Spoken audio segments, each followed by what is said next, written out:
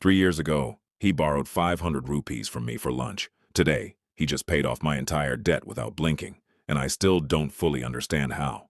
Let me take you back. College, two guys, same hostel room, same broken ceiling fan, same instant noodles at midnight because neither of us could afford anything better. We started the same degree, same city, same starting salary when we graduated. If you had told me back then that one of us would become a millionaire and the other wouldn't even notice it happening, I would have laughed. Because if anyone was going to make it big, it was supposed to be me. I was the confident one. I was the one who talked about business ideas at 3 in the morning. He was quiet. He barely spoke in group conversations. He just listened, nodded, and went back to his laptop. After graduation, we both got decent jobs. Nothing special, just enough to survive in the city. I remember the first month's salary hitting my account and feeling like a king. I bought a new phone. I upgraded my wardrobe. I started going out every weekend because finally, after years of hostile food and empty pockets, I could afford to live a little. And why not? I worked hard for it. I deserved it. He did something different. He didn't say much about it. He just quietly opened an investment account. I remember mocking him a little, honestly. I told him, bro, you're 23. Live a little. You can save later. He just smiled and said, I am living, just differently. I didn't understand what that meant. I thought he was being cheap. I thought he was scared of enjoying life. What I didn't realize was that he wasn't scared of enjoying life. He was scared of one specific thing, staying in the same financial position 10 years from now. Every month, before he spent a single rupee on anything else, he moved a portion of his salary into savings and investments. Not a huge amount. In the beginning, it was almost embarrassingly small.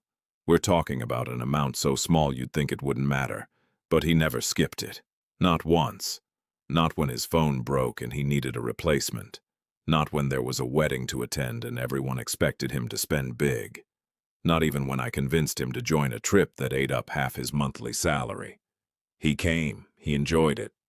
But the next month, that investment amount still went in first, before anything else. Meanwhile, I was living what I thought was a smarter life. I told myself I was investing in experiences. I told myself the money is meant to be spent, not hoarded. I upgraded my bike to a car loan I could barely afford. I signed up for 3 subscription services I used maybe twice. I convinced myself that a good lifestyle was proof that I was doing well in life, and on the surface, I was. My social media looked great. My friends thought I had it figured out. He, on the other hand, still wore the same old jacket from college, still drove the same second-hand bike, still ordered the cheapest thing on the menu when we went out. People at work joked that he was stingy. I laughed along with them. I feel a bit ashamed saying that now. Here's the part that nobody talks about enough. While I was busy proving to the world that I was doing well, he was busy building something the world couldn't see. Every year, his small investments grew a little. Not because he got lucky, not because he found some secret stock tip, but because he simply never touched it and never stopped adding to it. It's almost boring how simple it was.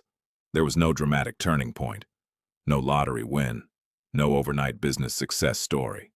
Just the same small decision, repeated every single month, year after year, quietly compounding in the background while the rest of us were focused on looking successful instead of becoming secure. Around year 3, something started to shift, but I didn't notice it at the time. He got a small raise at work, and instead of upgrading his lifestyle like I did every time I got a raise, he increased his investment amount by the exact same percentage. His life outside still looked identical. Same clothes, same bike, same simple weekends.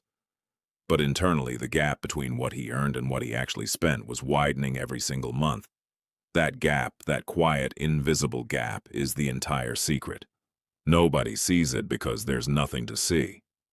It doesn't show up in photos. It doesn't make a good story to tell at parties. It's just numbers moving silently in the background of an ordinary life.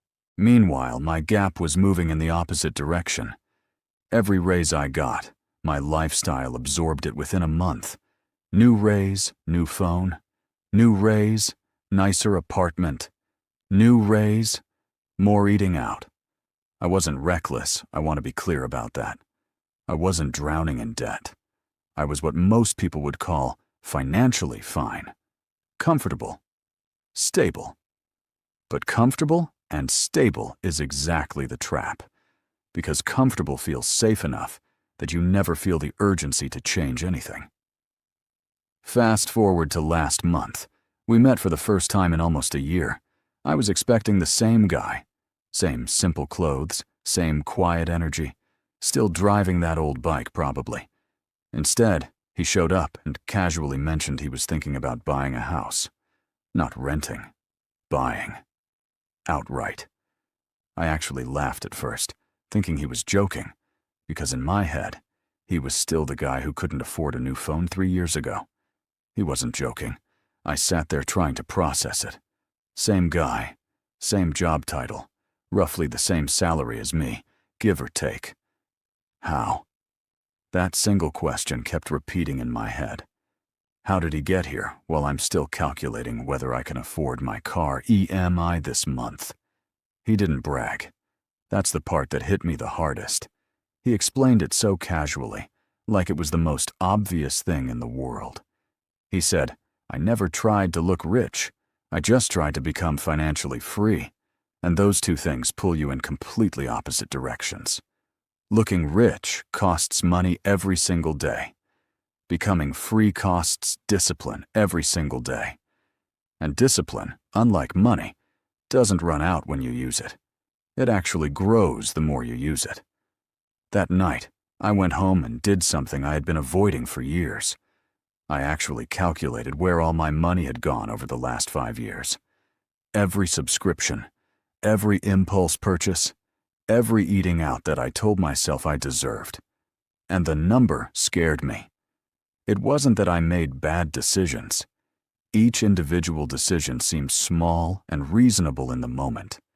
It was the accumulation of hundreds of small, reasonable decisions that quietly built a completely different financial reality than the one my friend was living in. Here's what really gets me. He never looked down on me. He never made me feel stupid for the choices I made. In fact, when I finally admitted to him how behind I felt, he didn't gloat. He just said, "It's not too late. The habit matters more than the head start." Which honestly made me respect him even more, because most people who reach a certain level of financial security start acting like they always knew better. He didn't. He just quietly kept doing what worked, without needing anyone to notice. What strikes me now, looking back at those hostile days, is that neither of us looked like our future selves at the time. If you'd shown me a photo of both of us back then, and asked me to guess who ends up financially secure and who ends up stretched thin despite a good salary, I probably would have guessed wrong. There was no visible sign, no dramatic clue. The person who ends up wealthy rarely looks wealthy while they're building it. That's the whole point. That's the part society doesn't show you. We're taught to look for wealth in the things people display, the car, the clothes, the vacations.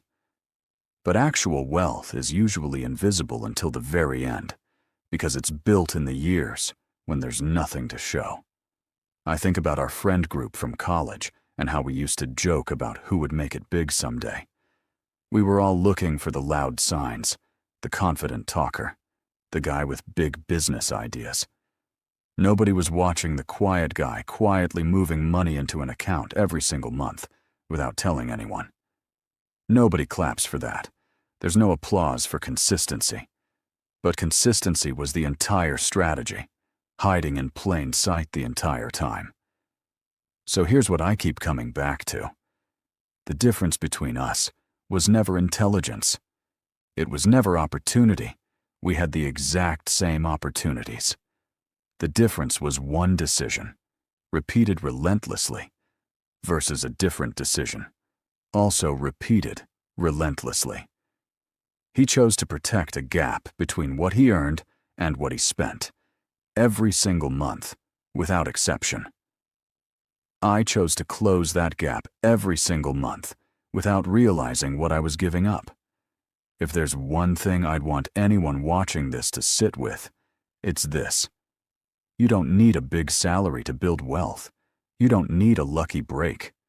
You need one gap, protected consistently, for long enough that it stops feeling small.